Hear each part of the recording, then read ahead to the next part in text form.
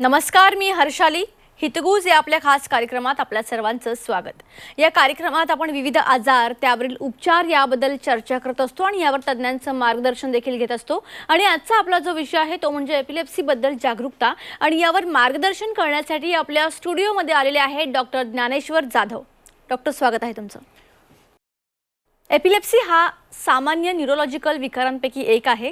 भारतात बरेच जणांना याचा त्रास आहे. सामान्य लोकांच्या मनात याबद्दल बरेच गैरसमज आणि समज आहेत आणि याच विषयी आज डॉक्टर आपल्याला मार्गदर्शन करणार आहेत. आता डॉक्टरांविषयी थोडक्यात जाणून घेऊयात. डॉक्टर ज्ञानेश्वर जाधव हे माझे असिस्टंट प्रोफेसर न्यूरोलॉजी केम हॉस्पिटल मुंबई या ठिकाणी आधी कार्यरत होते. त्यांचं स्वतःचं brain and I wellness clinic Thakur complex Kandivali येथे आहे. तेथील ते संचालक आहेत. त्यांचे नॅशनल आणि इंटरनॅशनल जर्नल्समध्ये 16 रिसर्च पेपर पब्लिश आहेत. शैक्षणिक कारकिर्दीबद्दल बोलायचं झालं तर त्यांना 6 पुरस्कार प्राप्त झालेले आहेत. चला तर विषयाला सुरुवात करूयात. तर अर्थात सर, सगळ्यात सुरुवातीला आपण एपिलेप्सीबद्दल जाणून घेऊया. एपिलेप्सी म्हणजे नेमकं काय असतं? तर बेसिकली एपिलेप्सी हा एक मेंदूचा आजार आहे, ज्यामध्ये पेशंटला एक one of the commonest neurological आजार आहे, ज्यामध्ये पेशंटला काही वेळासाठी शुद्ध हरवणे, पेशंटला तोंडाला फेस येणे, हातपाय आकडणे किंवा कधीकधी पडणे आणि काही वेळासाठी शुद्ध हरवणे असे वेगवेगळे प्रकारचे सिम्पटम्स पेशंटला मॅनिफेस्ट होत असतात. हा बेसिकली एपिलेप्सी याला म्हणतात. ओके, आता एपिलेप्सीची कारणं काय आहेत याबद्दल थोडं सविस्तरमध्ये सांगा.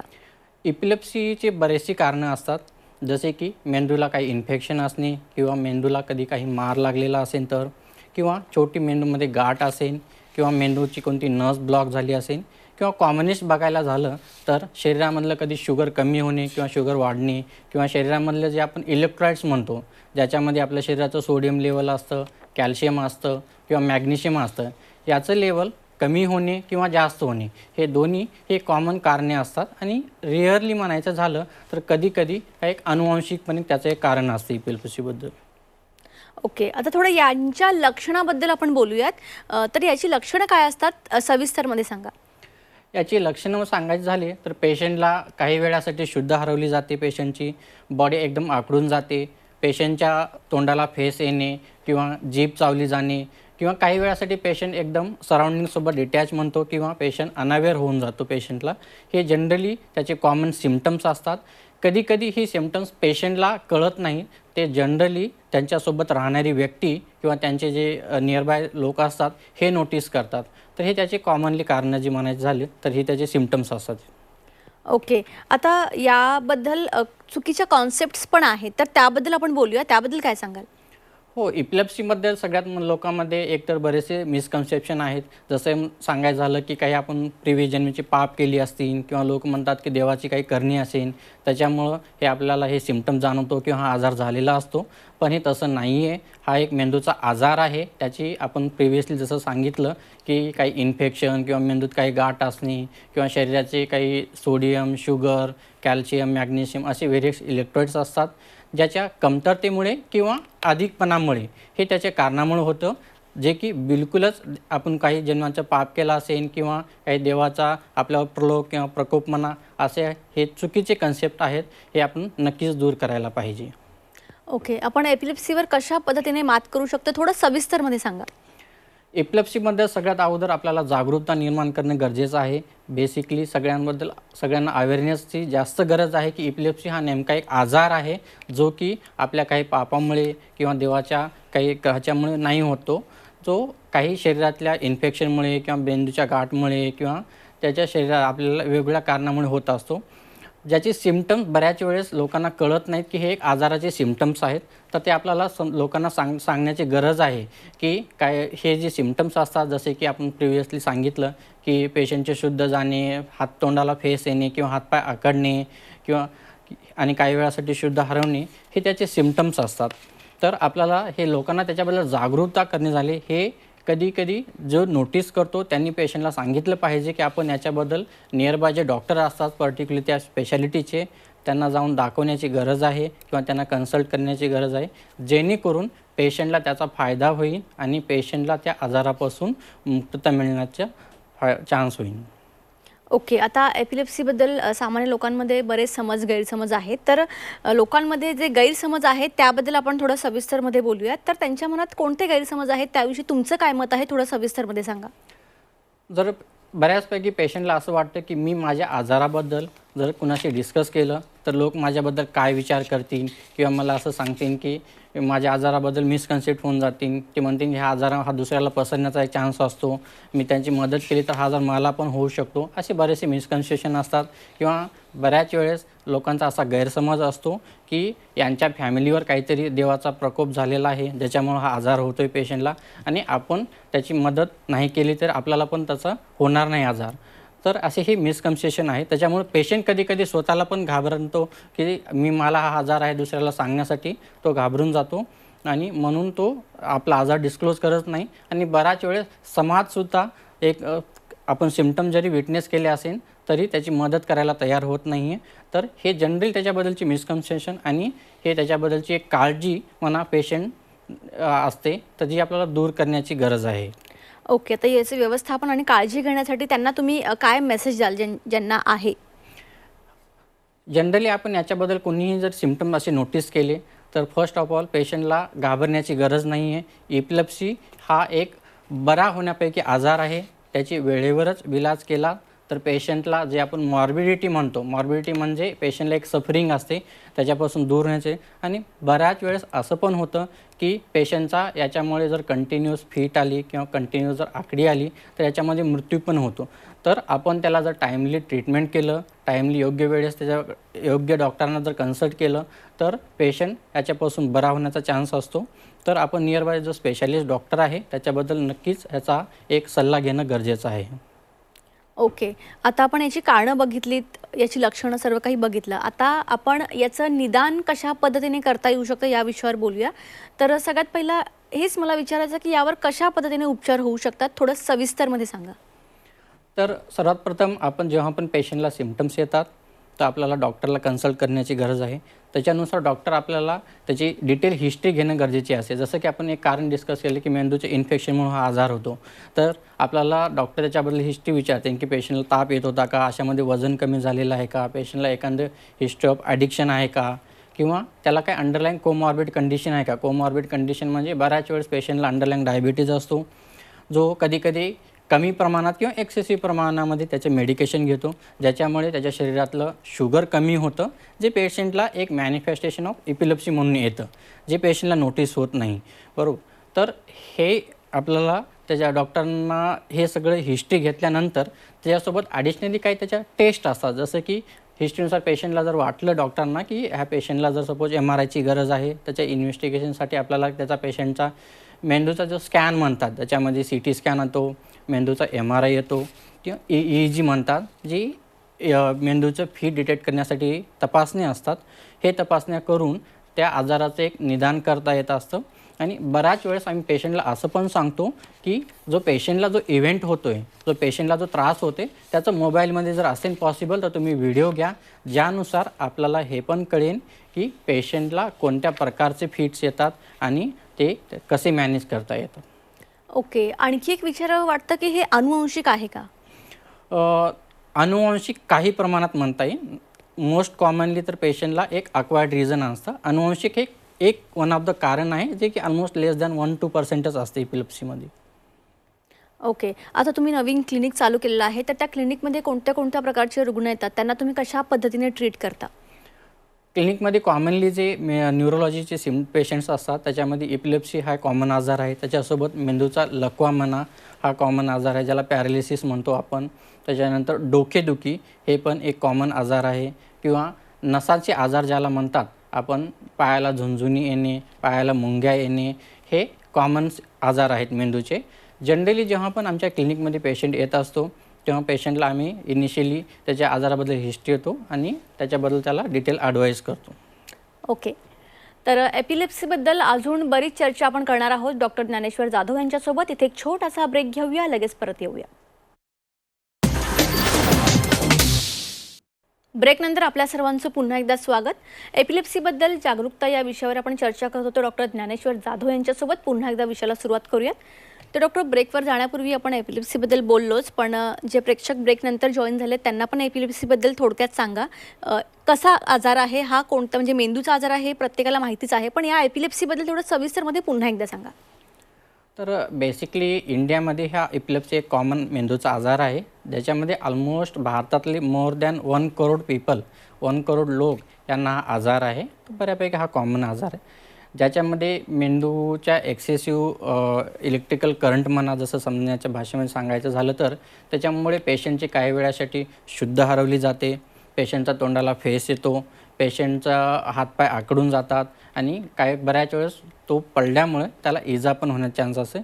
असे पेशंट जनरली त्याचे सिम्पटम्स हे जे की मॅनिफेस्ट होत असतात आणि त्याची कारणं आपण थोडक्यात अगोदर डिस्कस केली होती. जसं की आपण सांगितलं की मेंदूला काही इन्फेक्शन झाले असेल किंवा मेंदूला काही गाठ असेल जे की हळूहळू वाढत असेल, ज्याच्यामुळे पेशंटचे एक वन ऑफ द सिम्पटम्स असतं, किंवा मेंदूची कोणती पण नस ब्लॉक जी म्हणतो, ज्याच्यामुळे आपल्या मेंदूचं शुद्ध रक्त कॅरी करणारी किंवा मेंदूचं जे अशुद्ध ब्लड म्हणतो डिऑक्सिजनेटेड ब्लड, ही जी नस ब्लॉक झाल्यामुळे पण कधीकधी हे सिम्पटम्स येतात. किंवा कधी शरीरामधली शुगर कमी होणे किंवा शुगर वाढणे हे दोन्ही पण त्याचे कारणं असतात. किंवा शरीरामधले ज्याला इलेक्ट्रोलाइट्स म्हणतात आपण, सोडियम असतं, जसं पोटॅशियम असतं, कॅल्शियम असतं आणि मॅग्नेशियम असतं, याचं प्रमाण कमी होणे किंवा वाढणे हे दोन्ही पण त्याची हे कॉमन कारणे असतात, ज्या एपिलेप्सी त्याच्यामुळे सिम्पटम मॅनिफेस्ट होत असतात. ओके, आता एपिलेप्सीची लक्षणं, कारणं हे सर्व आपण बघितलं, पण याच्या प्रकाराविषयी आपण बोललो नाही. तर याचे पण काही प्रकार असतात का, आणि असतील तर ते कोणते, त्याविषयी सविस्तरमध्ये सांगा. ओके, जनरली याचे पण बरेचसे प्रकार असतात. ज्याला आपण ब्रॉडली म्हणायचं झालं तर एकाला जनरलाइज एपिलेप्सी म्हणतात आणि एक असतो की फोकल एपिलेप्सी म्हणतात. जनरलाइज एपिलेप्सी म्हणजे जसं की मेंदूच्या दोन्ही भागातून एक सिन्क्रोनस करंट टाईप जनरेट होतो, आणि फोकल एपिलेप्सी ज्याला म्हणतात ते की पर्टिक्युलर पार्ट जो असतो मेंदूचा त्या भागामध्ये काहीतरी फोकल रिजन असतं. जसं की आपल्याला सांगायचं झालं तर जनरलाइज एपिलेप्सी ही कॉमनली बऱ्यापैकी कन्सिडर करायचं झालं तर एक अनुवांशिक असण्याचा जास्त चान्स असतो. त्याच्यामुळे बऱ्याच वेळेस आपण फॅमिलीमध्ये दुसऱ्या कुणाला याचे सिम्पटम्स आहेत का याची हिस्ट्री विचारत असतो.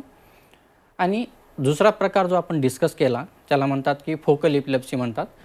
तर जनरली जे कारणं जे असतात, सपोज मेंदूमध्ये काही गाठ असेल जी हळूहळू प्रमाणात वाढत असेल, त्याच्यामुळे हे सिम्पटम्स येत असतात पेशंटला. दुसरं काय, जनरली ज्यांचे जे जनरलाइज एपिलेप्सी असतात, अपार्ट फ्रॉम जेनेटिक कॉज, जे जेनेटिक अनुवांशिक म्हणत होतो आपण, जसे की शरीरातलं सोडियम कमी होणे, जास्त होणे, शुगर कमी होणे, जास्त होणे, किंवा मॅग्नेशियम लेवल कमी होणे, जास्त होणे, याच्यामुळे जनरलाइज एपिलेप्सी होत असतात.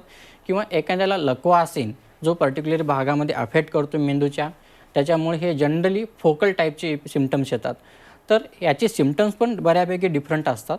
पण कधीकधी असं होतं की सिम्पटम्स त्याचे स्टार्ट होतात फोकल म्हणजे एक पर्टिक्युलर हातापासून किंवा पायापासून, जसे की हात आकडायला सुरू होणे किंवा पाय आकडायला सुरू होणे, आणि ते हळूहळू जसं स्प्रेड होतो आजार तसे पेशंटचं पूर्ण दोन्ही साईड इन्व्हॉल्व होतात, जे की आपण जनरलाइज एपिलेप्सीमध्ये मिमिक करत असतात.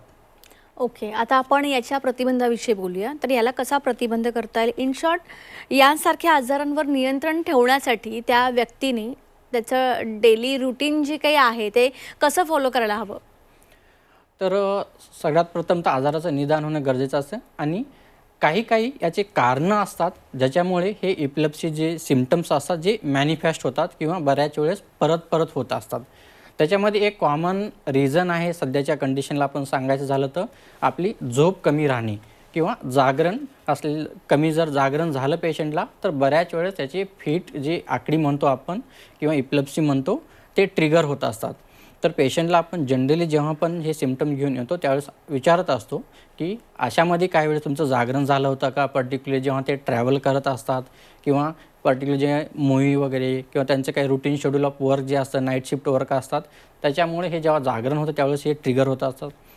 सेकंड एक कॉमन रिझन ऑफ ट्रिगर त्याचं जे असतं की उपवास म्हणतो, जे फास्टिंग असतात, त्याच्यामध्ये हे जनरली हे जे फिट्स असतात हे ट्रिगर होत असतात किंवा फिट सिम्पटम्स यायला सुरू होतात. तर त्याला जनरली पेशंटला आपण विचारतो अशामध्ये कधी उपवास वगैरे केले होते का, किंवा जेवणाचे टायमिंग खूप फ्रिक्वेंटली कमी झाले होते का, तर हे त्याचे आपण जनरली विचारत असतो. किंवा कधी जर पेशंट ऑलरेडी मेडिकेशनवर असेल आणि जर त्यांनी एखादी सिंगल डोस ऑफ मेडिकेशन जरी मिस केली असेल तर असं गरजेचं नसते की त्याला सेम डेला फिट येईन किंवा आकडी येईन किंवा एपिलेप्सी येईन. एखादी सिंगल डोस ऑफ मेडिकेशन जरी त्यांनी मिस केलं तर पेशंटला 8 दिवसानंतर म्हणा 15 दिवसानंतर म्हणा त्यावेळेस पण त्याचे सिम्पटम्स यायला सुरुवात होऊ शकते. ओके, आता याच्या ट्रीटमेंटविषयी आपण बोलूया. तर कोणत्या कोणत्या ट्रीटमेंट्स अवेलेबल आहेत त्याविषयी आपल्या प्रेक्षकांना सविस्तरमध्ये सांगा. जनरली सगळ्यात अगोदर म्हणायचं झालं तर आपल्याला ट्रीटमेंट करताना पेशंटला अगोदर कोणत्या प्रकारचं फिट आहे आणि त्याचं अंडरलाईन सस्पेक्टेड कारण काय आहे की ज्यामुळे पेशंटला फिट येतो हे आपण पेशंटची डिटेल हिस्ट्री घेऊन त्याची तपासणी करून तपासणीमध्ये आपण जसं सांगितलं की पेशंटच्या हिस्ट्रीनुसार आपल्याला कधीकधी मेंदूचे जे इन्व्हेस्टिगेशन म्हणतो आपण ज्याला CT स्कॅन म्हणतात, MRI म्हणतात किंवा EEG अशा तपासणी करायला लागतात. त्याच्यानंतर आपण त्याच्यामध्ये 2 फॉर्म ऑफ ट्रीटमेंट असतात जनरली. एक असतं की मेडिकल मॅनेजमेंट म्हणतात ज्याला की फिटचे मेडिकेशन म्हणतात, अँटी इपिलेप्टिक ड्रग्ज ज्याला म्हणतात, आणि दुसरं असतं की सर्जिकल मॅनेजमेंट. तर हे आपण जनरली कसं डिसाईड करतो की पेशंटला जर हे फिटचं मेडिकेशन लागणार आहे का पेशंटला सपोज त्याला सर्जरी किंवा ऑप्शन लागणार आहे. सर्वप्रथम तर जेव्हा पण पेशंटला फिट येते तर पहिल्यांदा तर त्याला मेडिकेशन देणं गरजेचं असतं किंवा कारण एकदा जेव्हा पण पेशंटला फिट येतो तेव्हा परत नेक्स्ट इमिडिएटली 24-48 आवर म्हणा किंवा नंतर पण कालावधीमध्ये म्हणा परत येण्याचा चान्स ऑलमोस्ट 60 ते 80% असतो जर पेशंटने योग्य ट्रीटमेंट नाही घेतली आणि त्यांनी मेडिसिन नाही घेतलं तर त्याच्यासाठी आपण पेशंटला मेडिकेशन देणं गरजेचं असतं. त्याच्यानंतर आपण इमेजिंगमध्ये डिसाईड करत असतो किंवा हिस्ट्रीनुसार डिसाईड करत असतो की पेशंटला फिट येण्याचं कारण काय आहे. जसं की एक्झाम्पलमध्ये आपण सपोज पेशंटचा स्कॅन केला किंवा MRI केला आणि त्याच्यामध्ये आपल्याला दिसलं की मेंदूमध्ये काही गाठ आहे त्याच्यामुळे मला फिट येत आहे, तर मला ते डिसाईड करायला लागतं की हे कारणामुळे फिट येत आहे. तर याचं गाठ काढल्यानंतर सर्जरी ज्याला म्हणतो आपण तशा पेशंटमध्ये सर्जरी लागण्याचा चान्स जास्त असतो ज्याच्यामुळे फिट पूर्णपणे बरा पण होऊ शकतो आणि काही कालावधीनंतर आपल्याला त्याची मेडिकेशन जी असतात ते हळूहळू प्रमाणात बंद करता येतात.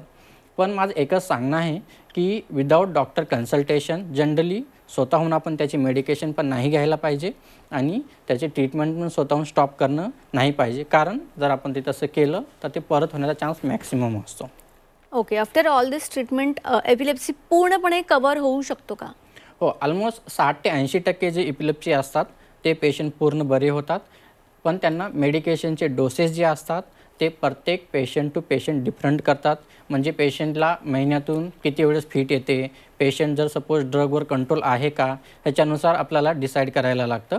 तर त्याच्यानुसार आपण त्याचं ड्युरेशन ऑफ ट्रीटमेंट ज्याला म्हणतात म्हणजे कालावधी जो असतो औषधाचा ते डिसाईड करत असतो आणि ते पेशंटच्या हिस्ट्रीनुसार किंवा पेशंटचा कोणत्या प्रकारचे फिट आहे किंवा पेशंटचं त्याचा मूळ कारण काय आहे ज्याच्यामुळे फिट येत आहेत याच्यामुळं आपल्याला डिसाईड करावं लागतं.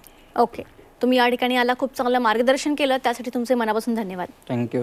ओके, तर आजचा आपला विषय होता एपिलेप्सीबद्दल जागरूकता आणि यावर मार्गदर्शन केलेलं आहे डॉक्टर ज्ञानेश्वर जाधव यांनी. या ठिकाणी खूप चांगल्या पद्धतीने मार्गदर्शन केलेलं आहे. एपिलेप्सी म्हणजे काय, त्याची लक्षणं, कारणं, प्रकार, त्यावर कशा पद्धतीने आपण ट्रीटमेंट करू शकतो, कशी काळजी घेऊ शकतो, या सर्व गोष्टींवर त्यांनी मार्गदर्शन केलेलं आहे. कार्यक्रमात आता वेळ झाली इथेच थांबण्याची. ताज्या बातम्यांकरिता पाहत रहा C24 तास.